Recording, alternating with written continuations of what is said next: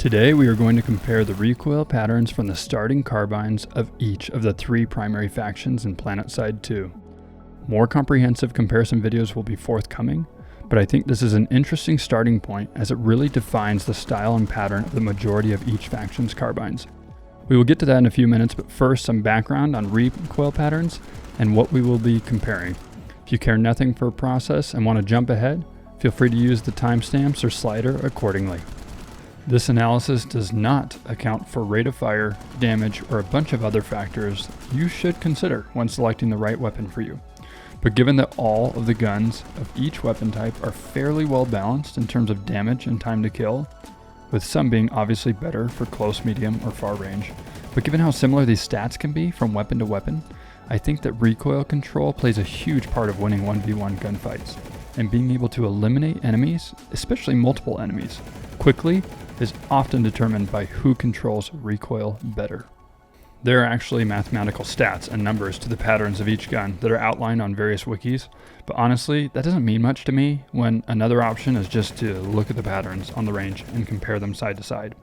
Just as a quick refresher, for those who aren't first-person shooter players, recoil control is the action of moving your mouse counter to the weapon's recoil in order to compensate or balance out the recoil, and therefore remain on target even while shooting any number of bullets full auto.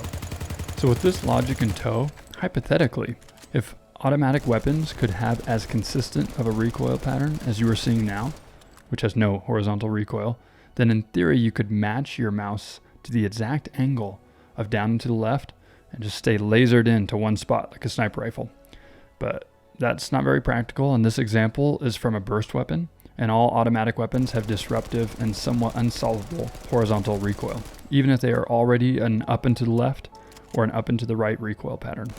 We'll talk through the advantages of each, but just want to let you know that I am a bit biased in my preference for the vertically slanted recoils, as when you're switching between different guns, classes, factions all the time, it's hard to remember which gun is which direction, rather than just always pulling downward.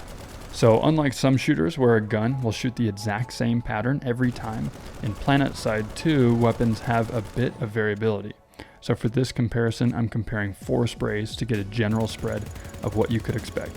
I am always aimed down sights, as you should be most of the time with carbines, and I am standing about 10 meters away in all instances. I realize there is a ton I could have done to make this more scientific, but I've opted for simple, and a lot of other settings and assumptions are down in the description. With that intro complete, let's jump into it. First up is the Track 5. It has the fastest fire rate of all the starting carbines, plus 40 rounds per mag instead of 30, but unfortunately the longest reload. Also a matter of opinion, but another thing unfortunate is the recoil. It is fairly up and to the right. The horizontal recoil isn't crazy here, especially at the start, so it's definitely manageable, but something you absolutely want to be aware of and compensate for when starting on TR and using a carbine. Next up is the AF-19 Mercenary. The slowest of the bunch, it also is the only starting carbine on the 167 max damage model, so it definitely packs a stronger punch. I find the next damage threshold as clearly noticeable on weapons like this, the Pulsar C on VS, and Kindred on TR. I think this is a great recoil pattern for a starting weapon, but it does have some weaknesses that I'll point out later.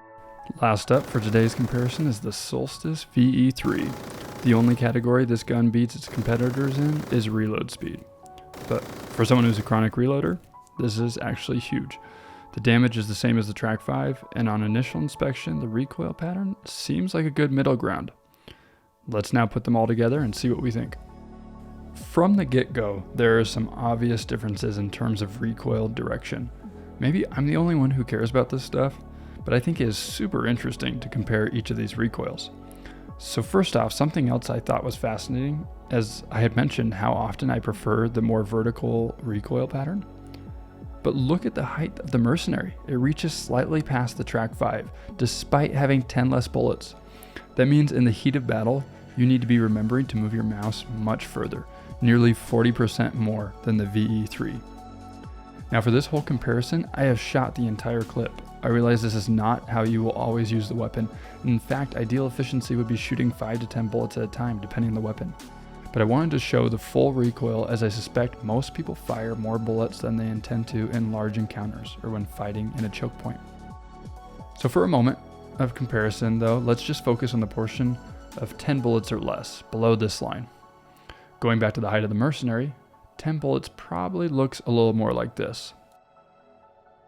All things considered, these are shockingly close. I went back through the footage multiple times to try to gauge exactly where 10 bullets landed for each gun, but again, my sprays are just a rough average, and maybe in reality, the 10 bullet height is the same for all three guns.